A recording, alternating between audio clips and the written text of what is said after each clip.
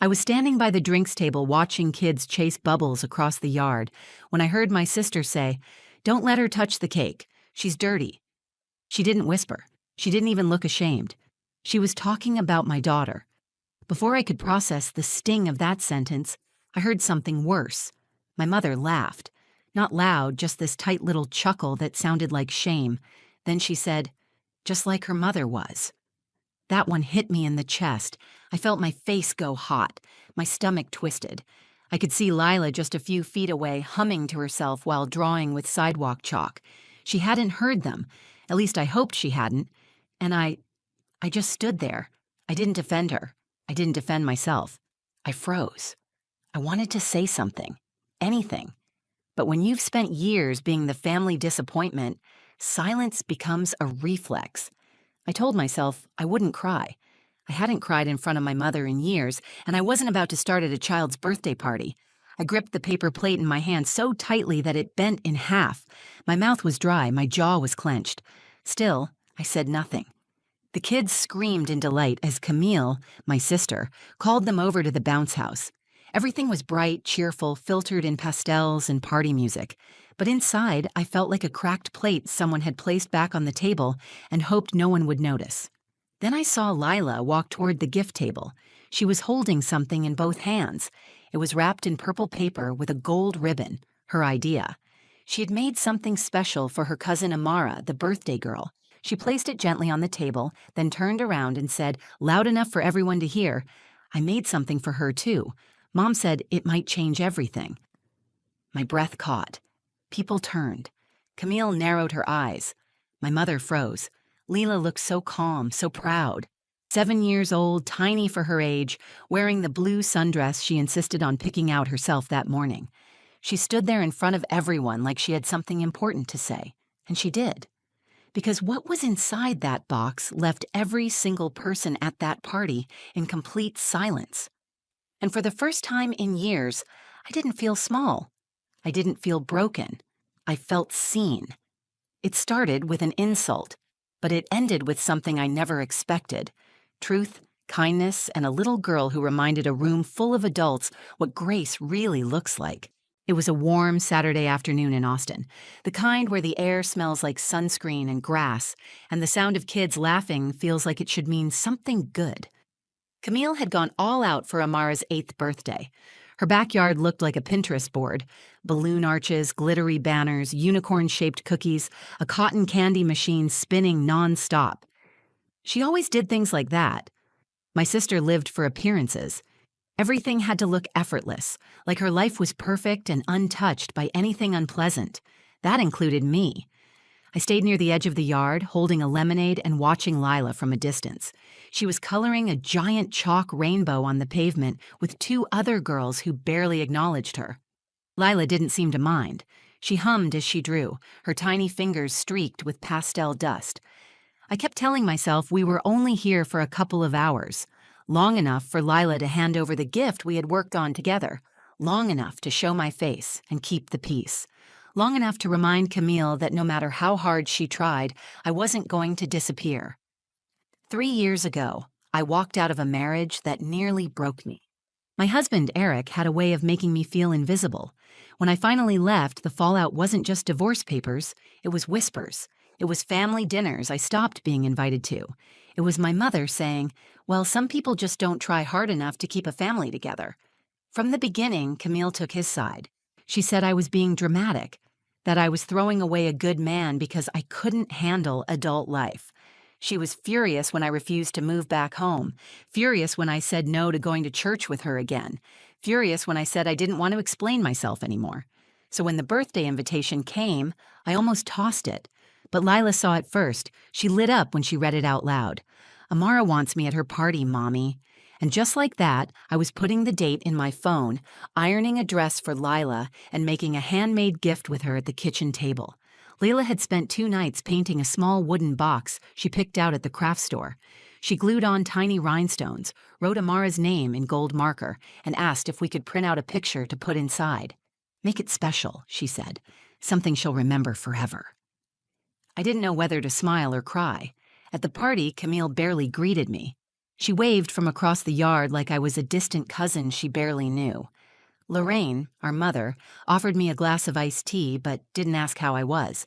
She looked over my shoulder, scanning the guests like she was searching for someone more important to talk to. I had grown used to that. The cold politeness, the forced smiles, the way they pretended I wasn't standing right there unless I was doing something wrong. Lila didn't notice any of it, or maybe she did, and just decided it didn't matter. She was focused on making sure her gift didn't get crushed in the bag we brought, focused on finding the right moment to give it to Amara. I admired her for that. She was kind in ways I hadn't taught her, brave in ways I was still learning to be. She didn't carry the weight of the things I had lived through. Not yet.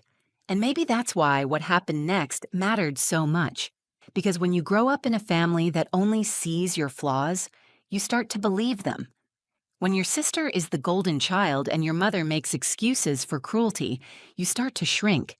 And when your daughter stands up in a moment where you couldn't, it forces you to reckon with everything you've spent years avoiding. I didn't know that yet. I was still trying to survive the day without breaking down, still pretending I was fine, still telling myself that showing up was enough. But my silence was about to be interrupted, and it was going to come from the smallest person in that yard. The one who believed that kindness could still change something, maybe even everything. Lila had just finished her rainbow. She stood up, brushed the chalk dust off her dress, and skipped over to the dessert table. She wasn't even thinking about the cake, just the way kids float toward sugar like it's magic. The frosting was a swirl of pink and white, thick and glossy, with tiny gold stars on top. It looked too perfect to touch, and maybe that was the point. Camille always made things look untouchable. Lila reached out to point at one of the cupcakes, probably just trying to figure out which one she wanted when the time came. That's when I heard it. Camille, standing beside my mother, tilted her head toward Lila and said, "Don't let her touch the cake. She's dirty." The sentence was quiet, but it cut like glass, sharp, careless, confident. I turned my head slowly. Camille was sipping from a tall glass with a lemon wedge, her other hand resting on her hip. She said it like she was talking about some stranger's unruly child, not her own niece. My mother didn't flinch. She laughed, just a soft, bitter puff of air, and added, "Just like her mother was." That was the moment I felt myself leave my own body. I heard the words. I knew what they meant, but I couldn't move. It was like my brain had split in two. One part of me wanted to scream and throw something. The other just stood there, frozen, because this wasn't new. This was just the first time they'd said it loud enough for me to hear. Camille had always found subtle ways to shame me. She'd correct the way I spoke, suggest that Lila might be happier in a more structured home, and tell people I was going through a hard phase. She used concern like a weapon. But this wasn't concern. This was cruelty. And my mother, Lorraine, just co-signed it with a laugh. I thought of all the times she called my divorce a failure, all the times she reminded me I didn't finish college, all the times she said I had wasted my potential. Now she was passing that shame down to my daughter, like it was part of some family inheritance. I looked at Lila. She was still standing by the dessert table, hands folded in front of her. She wasn't reaching anymore, just watching the cake, quiet and still. I didn't know if she'd heard them. I didn't know if she even understood. But something in her posture shifted, like she felt the energy change in the air. I wanted to walk over and grab her, pack our things, and leave. I wanted to pull her into my arms and tell her none of it was true, that she was clean and kind and beautiful and perfect. But I didn't move. I just stood there, my fists clenched, my heart racing, every instinct screaming to do something.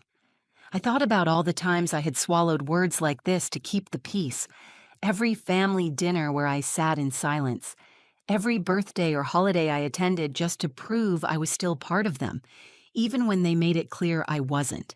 And now it was happening to my daughter. I looked around. No one else seemed to notice. Or maybe they just didn't care. That was the worst part. The other parents were chatting, the kids were laughing, and the music was still playing.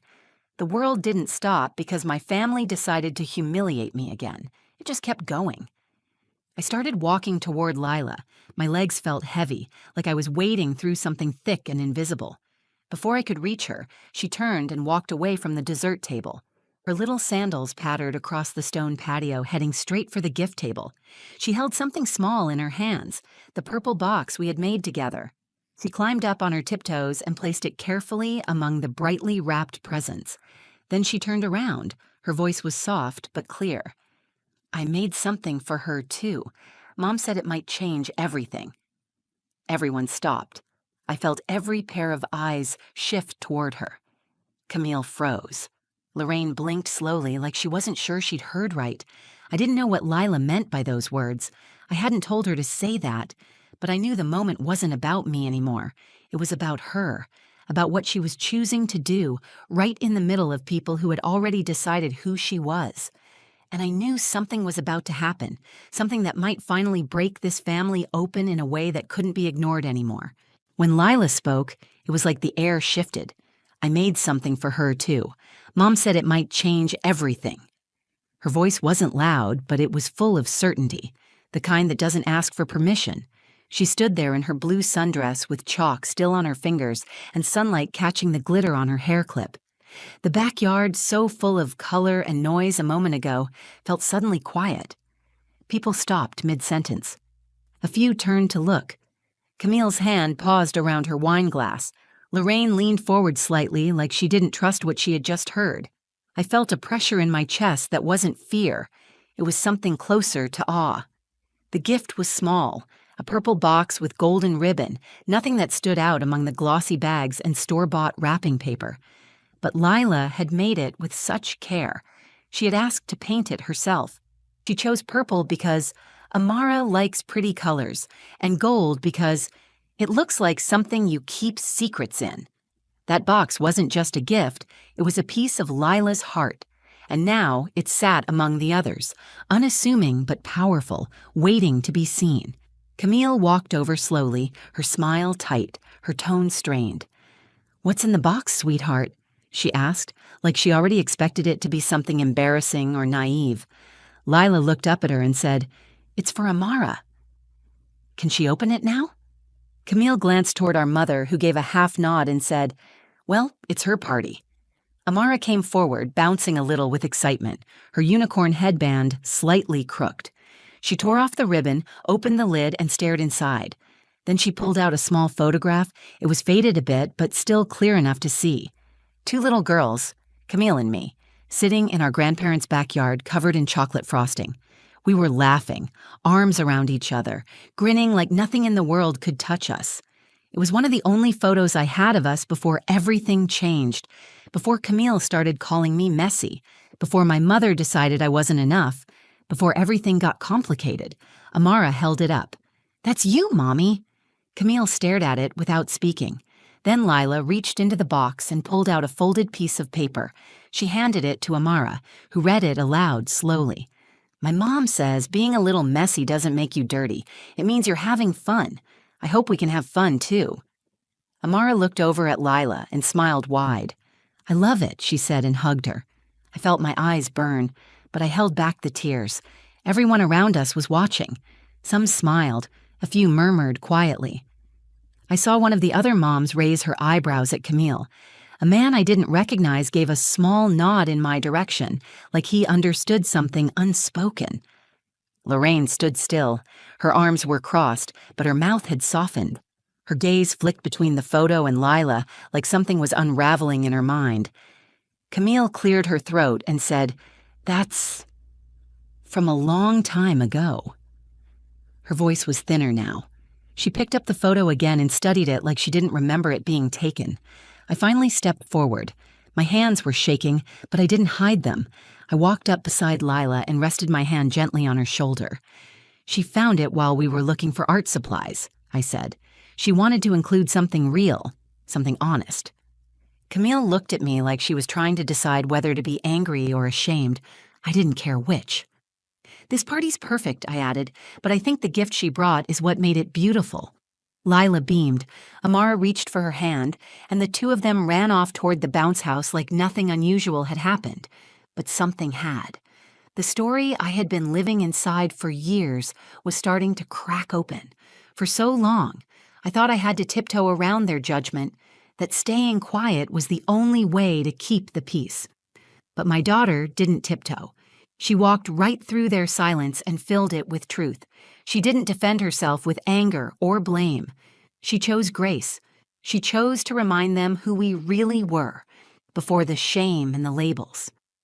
In that moment, I stopped feeling like I had to earn a place at the table. I had brought someone into this world who already knew her worth and wasn't afraid to share it. After the photo and note, something shifted, not just in the air, but in the people. The party kept moving, the music, the laughter, the cotton candy spinning behind the snack table. But the energy had changed. The adults weren't talking as loudly. The other parents gave me longer glances, softer ones. Camille stood beside the gift table, still holding the photo like it was a foreign object. She hadn't said much. She just kept looking at that image of us as children, sitting in the grass, our faces sticky with chocolate frosting. There was no bitterness in that photo, no walls.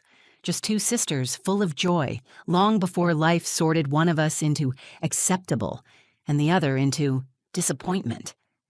I watched her turn the picture over, probably searching for a date or clue about where I'd gotten it. She wouldn't find one. I had kept it tucked inside a box in my bedroom drawer for years, hidden away because it reminded me of a time when I believed my family would always love me unconditionally. Amara, still glowing from the gift, ran off to join Lila at the craft table. I stayed close, unsure what to expect. Camille set the photo back inside the box, gently like it was something fragile. Then she looked at me, really looked at me. "I don't remember that day," she said quietly. I nodded. "I do." There was a long pause. She opened her mouth like she was going to say something else, then stopped. I waited. I wasn't going to fill the silence for her, not this time. "You kept it," she finally said, glancing down. "It was one of the last times I remember us being happy together," I said, "before we started being compared to each other, before I became the one who always got it wrong." She swallowed hard, her gaze flicking toward the girls. "She's sweet. Lila. She's brave," I said. "You may not have meant to hurt her, but you did." Camille's mouth tightened. For a second, I thought she was going to deny it, but instead she looked down and nodded. Then my mother approached. Lorraine rarely showed emotion unless it was disapproval or pride, and she had never aimed much of either in my direction. She looked at the box, at Camille, at me. "I was wrong to laugh," she said. The words sounded strange coming from her. Not warm, not sentimental, just plain and almost uncomfortable. But they were more than I had ever expected to hear from her. I didn't respond right away. I wasn't ready to forgive with a single sentence, but I could acknowledge the crack in the wall.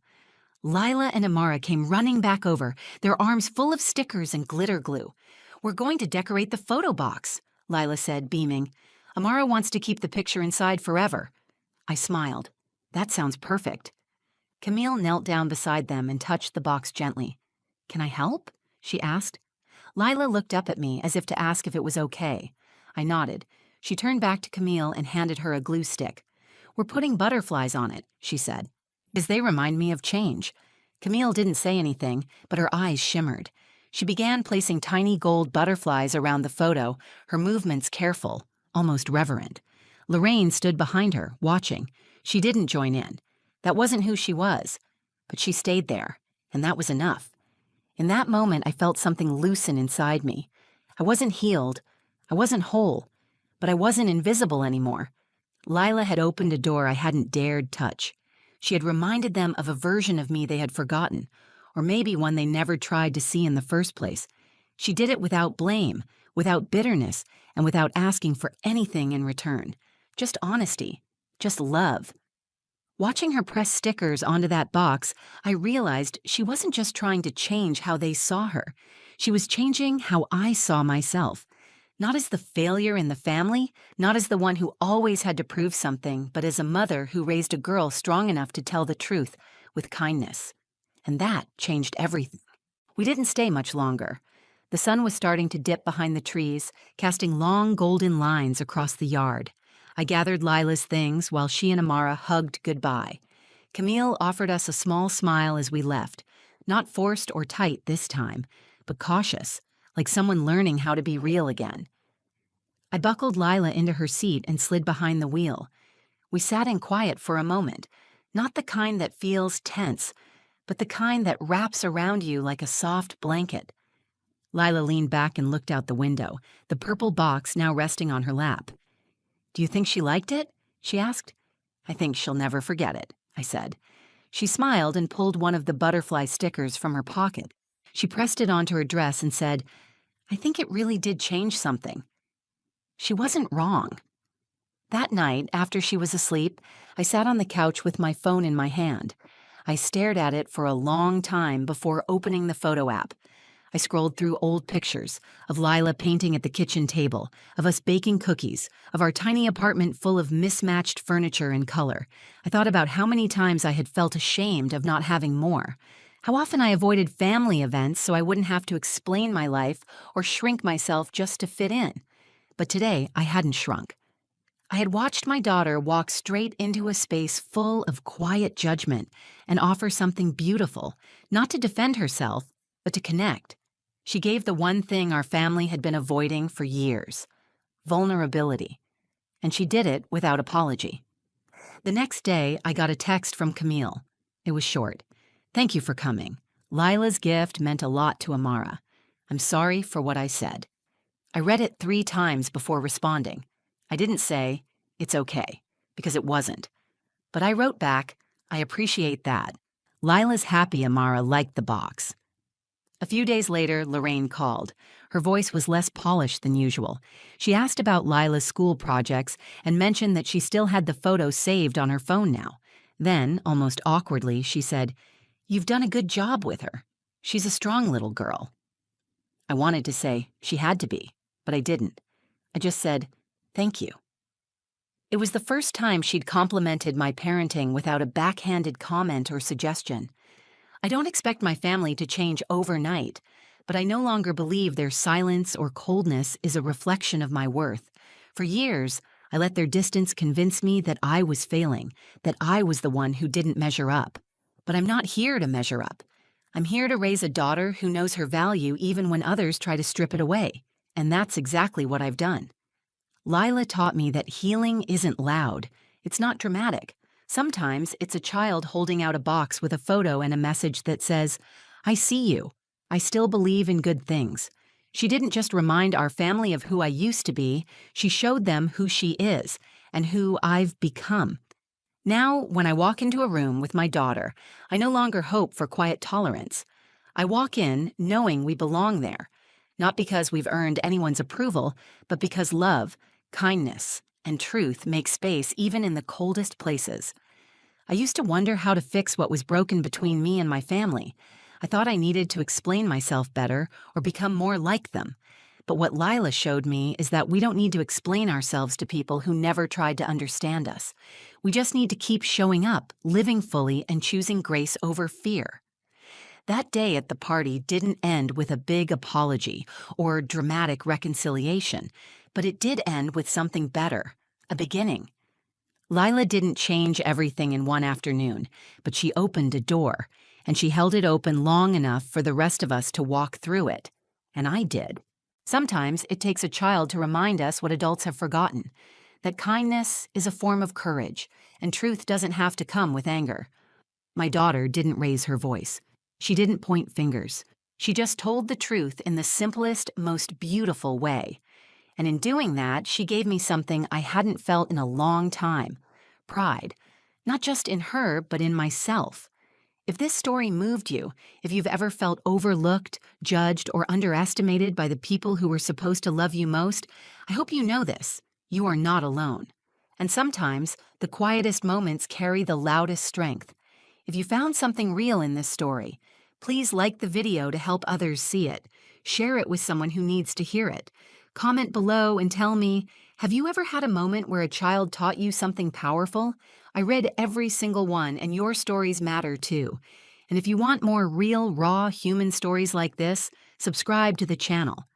This space is for all of us who are still learning, still healing, and still showing up. Thanks for watching. And thank you, Lila, for reminding me that quiet bravery can change everything. It happened in the school parking lot. I was leaning against my car, scanning emails I didn't want to answer, when I heard her voice. That's her, the one who lost her job and her husband. It was loud enough to carry, but just quiet enough to pretend it wasn't meant for me. Claire Kendrick didn't look away when I turned. Her lips tightened in that artificial smile that always came with just a hint of pity, or maybe pleasure. I stood still, pretended I didn't hear, kept my eyes on the sidewalk like I was focused on something important. But my daughter, Lila, heard it. She was buckling herself into the back seat. I caught the flicker in her face, the confusion, the hurt. She looked up at me but didn't say anything, just sat there, backpack on her lap, fingers curled around the straps.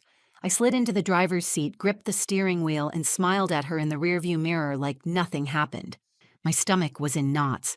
I felt the sting behind my eyes, the kind that comes fast and hot but doesn't spill.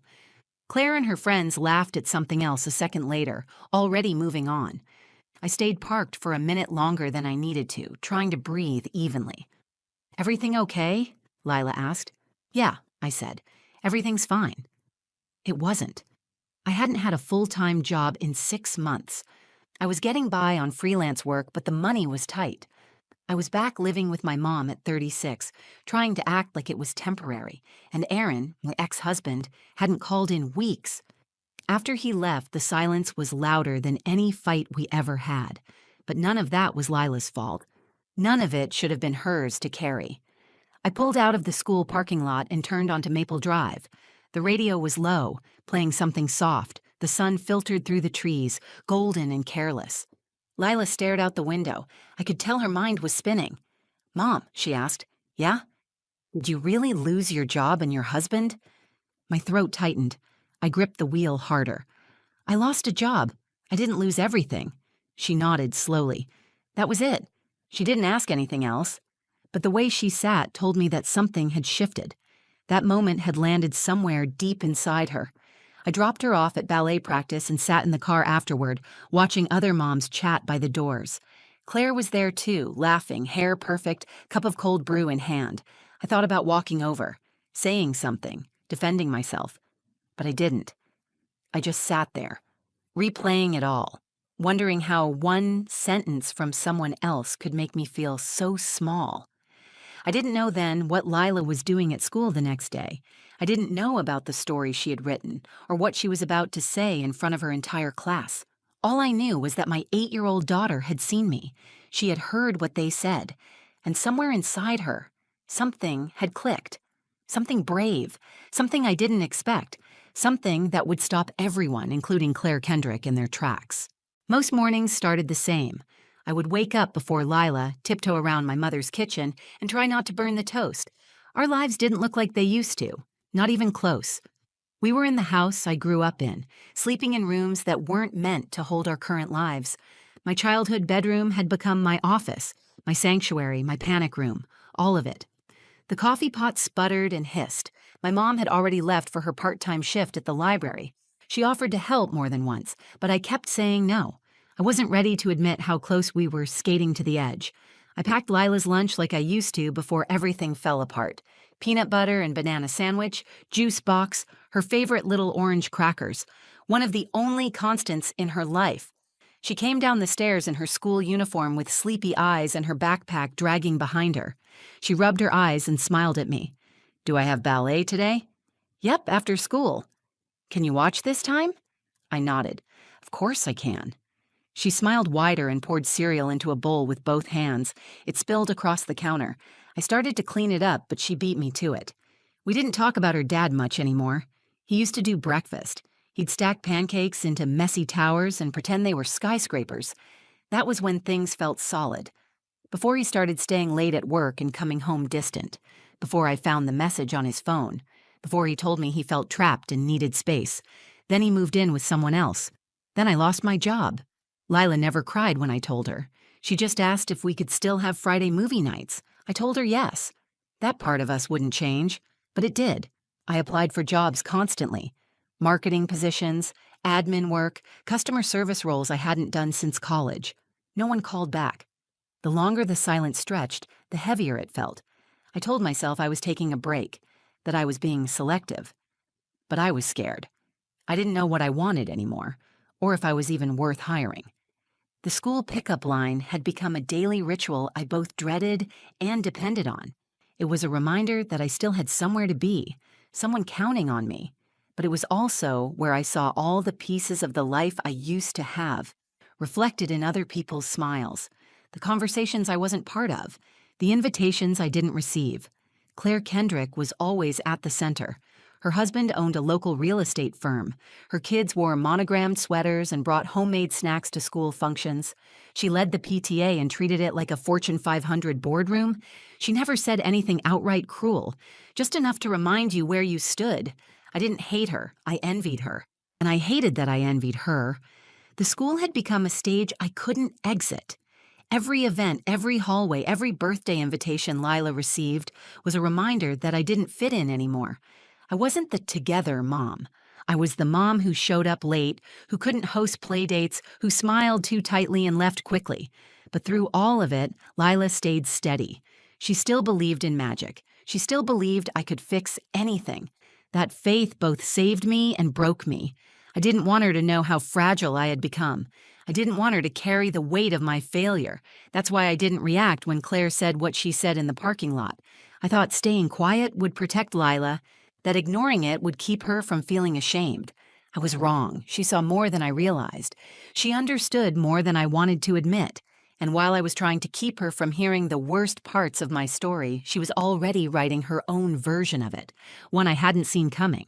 That night, after the parking lot incident, I sat across from Lila at the dinner table, watching her draw shapes in her mashed potatoes with her fork. She wasn't talking much. Normally, she told me everything. What her friend Harper said at recess, what the lunch lady wore, how many times someone burped during music class. But tonight, she was quiet. I forced a smile and asked, "You okay, sweet pea?" She looked up and nodded. "You sure?" She hesitated for half a second, then nodded again.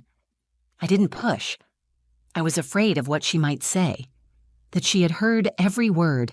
That she was embarrassed. That she was disappointed in me. I couldn't take hearing that from her. Not now. After dinner, she went upstairs and disappeared into her room. I cleaned up, loaded the dishwasher, folded some laundry, and waited for her usual call for help with brushing her hair. But it didn't come. When I peeked into her room, she was sitting at her desk, head down, writing something by hand in a folder with rainbow stickers across the front. She didn't look up when I knocked. "Homework?" I asked gently. "Sort of," she said. "Need help?" She shook her head. "It's for Hero Week." "Oh, right. Is that this week?" "Tomorrow," she said. "I'm reading something." I nodded, even though she wasn't looking at me. "Okay, let me know if you want to practice." She didn't answer, just kept writing. I walked back to my room and told myself it was probably a story about a firefighter or an astronaut. That's what most kids chose. The next morning, Lila seemed lighter. She wore her unicorn shirt and added glitter to her sneakers. As I buckled her into the car, she turned to me and asked, "What's your favorite flower?" I paused. "I guess sunflowers." She smiled, like she already knew that. "Mine too." At drop-off, I watched her skip toward the front doors, hugging the folder to her chest like it held treasure. For a second, I felt hope. A soft flicker. I didn't know where it came from. That afternoon, I got the call. "Mrs. Dallin, this is Principal Halloran. Nothing's wrong. I just wanted to invite you to stop by the library if you're free this afternoon. Leela shared something during Hero Week, and I think you'd want to hear it, if you're comfortable." I was caught off guard. "She shared something?" "She did," he said. "It was honest, brave. I'd really like you to hear it."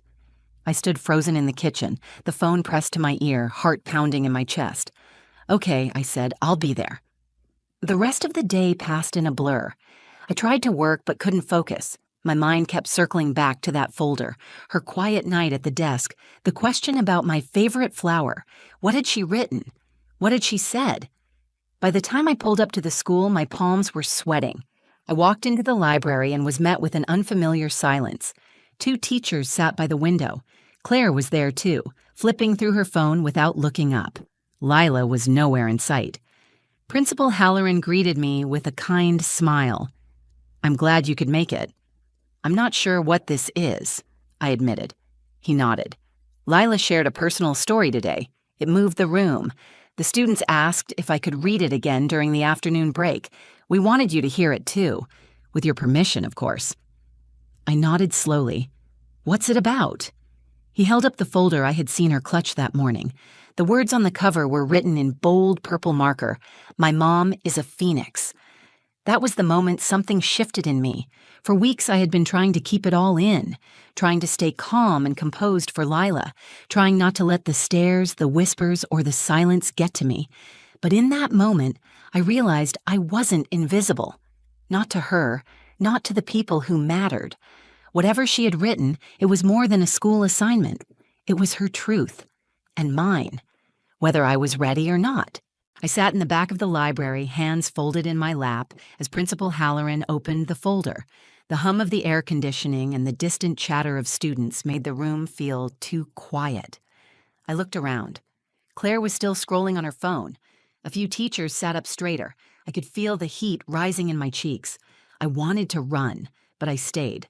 Lila wasn't in the room. That was intentional, Principal Halloran had said. She had already read the story out loud to her class earlier that morning. This time, it was for the adults.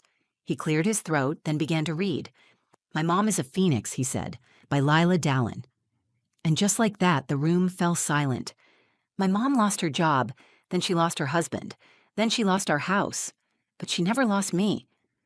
My throat tightened. I stared at my hands, but I could hear every breath in the room shift. She still made pancakes on Fridays. She still braided my hair. She still came to every recital. Even when she was tired, she always smiled at me in the morning. And when I had bad dreams, she stayed until I fell back asleep. She didn't act sad, even though I knew she was. I gripped the sides of my chair. Some people think my mom is weak. They whisper about her when they think I can't hear. But I do hear. I hear everything. And I see everything. The words landed hard. I wasn't sure I could keep sitting still, but I didn't move. She lost so many things, but she never gave up. She kept trying. That's why I think my mom is a phoenix, because a phoenix burns, but then it rises again. It's not the fire that destroys it. It's the fire that changes it. My mom is stronger now, not because everything is fixed, but because she keeps going. Principal Halloran paused at that line. He looked up briefly, then kept reading. She reads to me at night. She helps with math homework, even when it makes her frown. She tells me stories from when she was a kid, and she always says I'm her best thing. I think she's my best thing, too. I felt tears fall before I realized they had started. I wiped them quickly, quietly. I didn't want anyone to see me cry, but I also didn't care.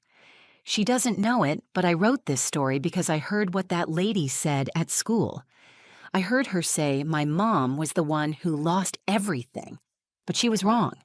My mom didn't lose everything. She just lost things that didn't deserve her. Someone across the room gasped. Claire had stopped pretending not to listen. The final line came next. It was written in bold, underlined letters. I hope I grow up to be just like her. When Principal Halloran closed the folder, the room stayed silent for a moment longer. Then one of the teachers clapped. Another followed. A few of them were wiping their eyes. Claire stood frozen, blinking fast, her arms crossed like armor. I didn't say anything. I couldn't. Every part of me was shaking, not from shame, but from something else. Something I hadn't felt in months, maybe longer. Pride. Not the loud, showy kind. The quiet kind that grows in the background and waits for its moment. The kind that catches you off guard when it shows up, wrapped in your daughter's voice. I left the library with the folder clutched against my chest. As I stepped into the sunlight, I felt different. Not better, not suddenly whole, but different. That night, after Lila brushed her teeth and climbed into bed, I lay next to her for a while. "Did they read my story again?" she asked. "They did," I said. "I was there." She turned her head toward me. Was it okay? It was the bravest thing I've ever seen. She smiled and closed her eyes. I watched her breathe, steady and safe. And for the first time in a long time, I felt like maybe we were going to be okay. Not because everything was fixed, but because we were still here, still trying, still rising. The next morning, I woke up before Lila and sat at the kitchen table with the folder open in front of me. Her handwriting covered every inch of the page, colorful and determined. She had drawn a phoenix in the corner, wings spread, rising from red and gold flames. It wasn't perfect. One wing was bigger than the other, and the beak looked like a duck's. But it was beautiful. It was everything. I didn't drink my coffee. I just sat there, staring at that drawing. That was how my daughter saw me. Not as broken, not as the woman other people whispered about, but as someone who kept rising no matter what. When I dropped Lila off that morning, something had shifted in the way people looked at us. 2 teachers gave me warm, real smiles. A dad I'd never spoken to before held the door open for us. Claire stood across the parking lot, holding her coffee tighter than usual. She saw me. I saw her.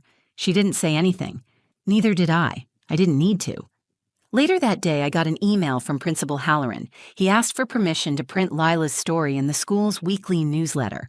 I stared at the screen for a long time, not because I didn't want it shared, but because I knew once it was out there, everything would be different. Not just for me, but for Lila, for how people talked about us, for how I talked about myself. I said yes. By Friday, everyone had read it. At ballet practice, one of the moms I barely knew came up to me and said, "I read your daughter's story. It was incredible. You're doing a great job." I didn't know how to respond at first. I smiled. I said thank you. But inside, something cracked open and released the air I'd been holding for months. That night, Lila and I brought back Friday movie night. We sat on the couch with popcorn and a blanket. She picked the movie, some animated adventure with singing animals. I didn't care. I watched her instead. After the movie, she looked at me and said, "Did I embarrass you?" "No," I said. "You did the opposite." "What's the opposite of embarrassing?" "You made me proud." She leaned her head on my arm and nodded like she already knew. That weekend, I updated my resume. For real this time. I didn't stare at the blank document until I got overwhelmed and gave up. I filled in every job, every project, every freelance gig I'd taken just to keep us afloat. I listed all of it, even the small things, because they weren't small anymore. I applied for 3 positions, not out of panic, out of belief. Not just because I needed work, but because I was ready to stand up straight again. On Monday morning, an email came in, an interview. The company had read one of my blog articles and wanted to talk. It wasn't a guarantee, but it was a start. Lila saw the smile on my face and asked what happened. I told her. She gave me a high five, then grabbed a granola bar like it was just another Monday. But I knew better. It wasn't. After school that day, she came out of the building with a piece of paper in her hand. She waved it in the air before she even reached the car. "I got picked for Student of the Month." I laughed. A real one. The kind that comes from your stomach. We celebrated that night with dollar store cupcakes and paper crowns. I let her stay up late. We danced in the living room. My mom watched from the kitchen and shook her head, smiling. Something had changed in our house. It wasn't just quieter. It wasn't just cleaner. It felt stronger. Like the floor beneath us wasn't about to crack. Like we weren't pretending anymore. The story Lila wrote didn't just stop people from talking. It reminded me who I was. Not the woman who lost everything. The one who got back up. Sometimes life falls apart loudly. Other times it unravels in small, quiet moments. An empty email inbox, a door that closes without a goodbye, a whispered sentence in a parking lot. But healing doesn't announce itself either. It shows up in small victories. A warm breakfast shared with your daughter. A job interview after weeks of silence. A story written in purple marker that pulls you back to the surface. I used to think strength meant pretending nothing was wrong. Smiling through it, pushing forward without complaint, keeping up the illusion that I was fine. I didn't want Lila to see me struggle. I thought if I hid my pain, I could protect her from it. But it turns out she didn't need me to be perfect. She needed me to be honest, and she needed to be seen too. That story she wrote, it didn't just change how people looked at me, it changed how I looked at myself. I had been so focused on what I'd lost that I hadn't stopped to see what I had kept. My daughter, my courage, my capacity to keep moving forward, even on the hardest days. The judgment from other parents no longer hit the same way.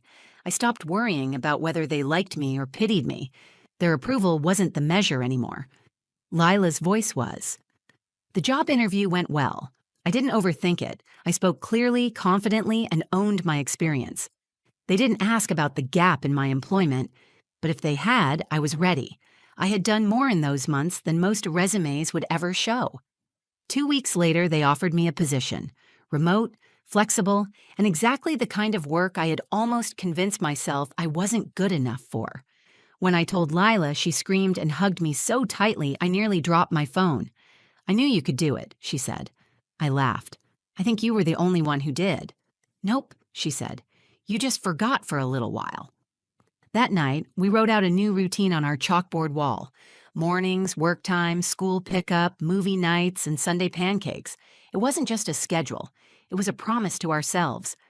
Claire never said anything to me after that day in the library. She still looked the same, still held her coffee the same way, still stood with the same group of moms by the double doors.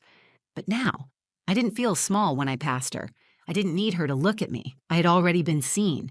Every time Lila walks into school with her backpack bouncing and her eyes lit up, I remember what matters. Not the opinions of people who never cared to ask, but the trust of the one person who watched me fall and still believed I would rise. This isn't the story I would have chosen. I wouldn't have asked for the job loss or the broken marriage or the quiet panic that came with starting over. But if all of that led to this moment, sitting at my kitchen table watching my daughter scribble homework next to me while my inbox fills with real opportunities, then I can live with it. And more than that, I can be proud of it.